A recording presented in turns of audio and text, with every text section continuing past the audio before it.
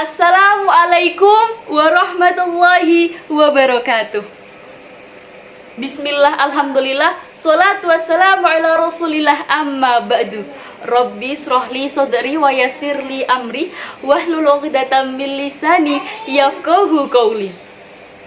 Pertama dan yang paling utama, marilah kita panjatkan puja dan puji syukur kita kehadirat Allah Subhanahu wa Ta'ala yang telah memberikan rahmat dan karunia-Nya sehingga kita dapat berkumpul di tempat yang insya Allah barokah ini dalam keadaan sehat walafiat dan selamat. Berikutnya sholawat serta salam semoga senantiasa tercurahkan kepada junjungan kita panutan umat Rasulullah Muhammad Sallallahu Alaihi Wasallam yang kita nantikan syafaatnya kelak di yaumul kiamah nanti. Amin Allahumma amin. Dan yang saya hormati para dewan juri dan hadirin yang insya Allah dirahmati Allah Subhanahu wa Ta'ala. Bagaimana kabar hadirin hari ini? Sehat? Tetap semangat?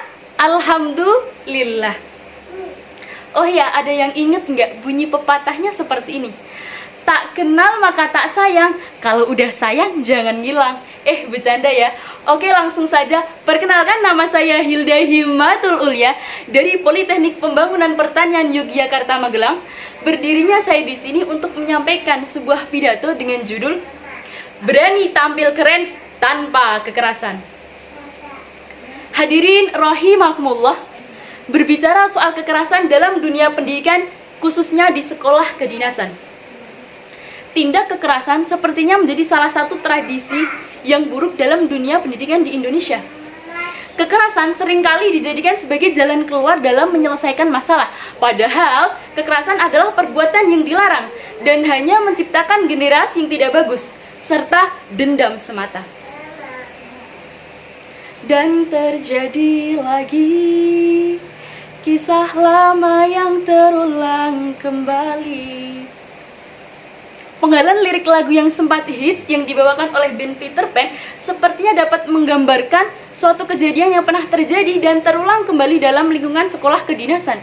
Sebagai contoh, Brigdatar Muhammad Adam dan Praja IPDN Srif Muntu Madya yang mengalami kekerasan berupa pukulan bertubi-tubi dari para seniornya. Pemukulan dilakukan karena korban dianggap melakukan kesalahan terkait kedisiplinan. Kekerasan yang dilakukan oleh seniornya mengakibatkan korban mengalami kematian. Kekerasan yang dilakukan oleh para senior terhadap korban berujung pada kematian. Kasus yang terjadi pada dua korban tersebut seperti membuka kembali tabir dunia pendidikan di Indonesia bahwa kekerasan yang berujung pada kematian seolah menjadi budaya yang dipertahankan oleh para penghuni sekolah kedinasan. Bahkan masih banyak pihak di sektor pendidikan yang menganggap kekerasan adalah cara terbaik untuk menerapkan kedisiplinan, serta dianggap bagian dari kreasi dan inovasi. Miris bukan?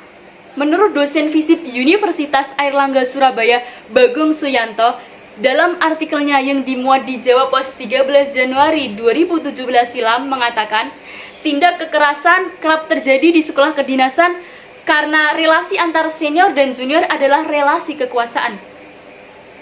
Bagong Suyanto juga mengungkapkan, tidak mudah memutus mata rantai kekerasan di sekolah kedinasan. Sebab, junior saat masuk sekolah, di tahun pertama akan mendapatkan kekerasan atau bullying. Tidak menutup kemungkinan, di tahun kedua saat mereka menjadi senior, mereka juga akan memperlakukan hal yang sama terhadap juniornya. Ini didasari kebencian dan dendam mereka terdahulu. Ini merupakan bagian dari rule of the game yang diwariskan dari angkatan ke angkatan. Hadirin yang berbahagia, apa saja sih tindak kekerasan itu? Salah satu bentuk tindak kekerasan adalah bullying. Dalam bahasa Indonesia dikenal dengan penindasan atau risak. Adalah segala bentuk penindasan atau kekerasan yang dilakukan dengan sengaja oleh satu orang atau sekelompok orang yang lebih kuat atau berkuasa terhadap orang lain dengan tujuan untuk menyakiti dan dilakukan secara terus-menerus. Di sekolah kedinasan, kekerasan yang sering terjadi adalah hukuman fisik berupa push up, lari keliling lapangan, dijemur hingga pemukulan. Secara teori pendidikan, hukuman fisik sangatlah tidak mendidik.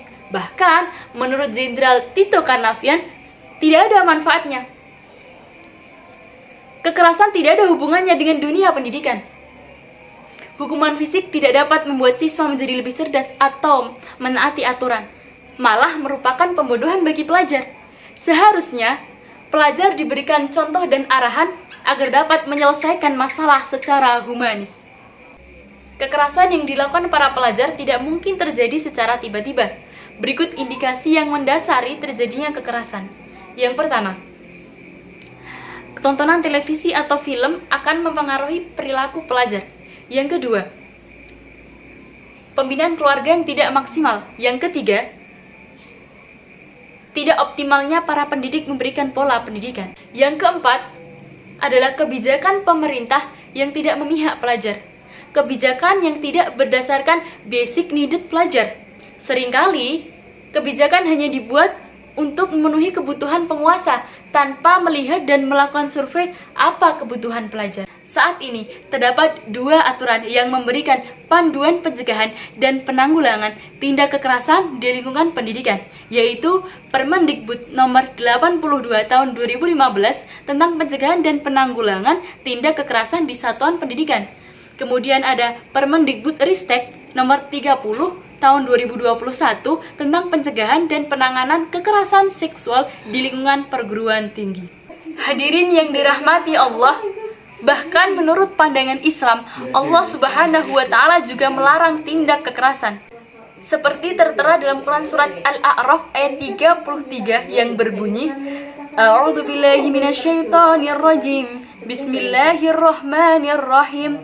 Qul innama harrama rabbiyal fawahisha ma dhara minha wa ma batana wal ithma wal baghya bighairil haqqi wa an tusyriku billahi ma lam yunzil bihi sultana